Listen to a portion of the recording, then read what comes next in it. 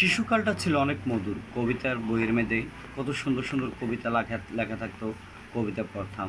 ওই দেখা যায় তাল গাছ ওই আমাদের গা, ওইখানেতে বাস করে কানা বগির ছা। ও বগি তুই খাস কি পান্তা ভাত চাস কি, পান্তা আমি খাই না পুঁটি মাছ পাই না। তো ওরকম মধুর সময়টা যখন 25 থেকে 22 বছর একটি ছেলে বিয়ে করে তখন পুরুষ হয়, তখন থেকে তার ডিপ্রেশন শুরু, মানসিক টেনশন শুরু। এবং সে যতই অর্থ কামাক না কেন, তাকে ফ্যামিলিতে 80% ফ্যামিলিতে 2 পয়সার মূল্যায়ন করে না। তখনই তার মানসিক টেনশন করতে করতে 40, 45, 35-এ স্ট্রোক করে মারা যায়। এই ডিপ্রেশন, মানসিক টেনশনটা পৃথিবীতে এখন অ্যাভেলেবেল ঘটনা। তার কারণ ওদের চাহিদার শেষ নাই।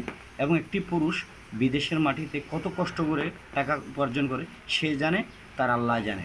এবং এইভাবে হাজারো পুরুষ একবেলা খায় আরেকবেলা খায় না। বাংলাদেশে কেউ গাড়ি চালায়, কেউ রিক্সা চালায়, কেউ আপনার ট্রাক চালায়, ট্রেন চালায়, ওকালতি করে, পুলিশে চাকরি করে, বিডিআরতে চাকরি করে। কিন্তু কতজন পুরুষ মানসিক ডিপ্রেশনে নাই? শতকরা 95% পুরুষ মানসিক ডিপ্রেশনে থাকে। তখনই তার বিভিন্ন রকমের টেনশনগত হতে সে একদিন স্ট্রোক করে মারা যায়। এরকম হাজারো পুরুষের জীবন শুধু একটি নারীর কারণে, মানসিক টেনশন এবং ডিপ্রেশনে, এই দুইটার কারণে পুরুষগুলো মারা যাচ্ছে। তার কারণ বাংলাদেশে পুরুষের সংখ্যা কম, নারীর সংখ্যা বেশি।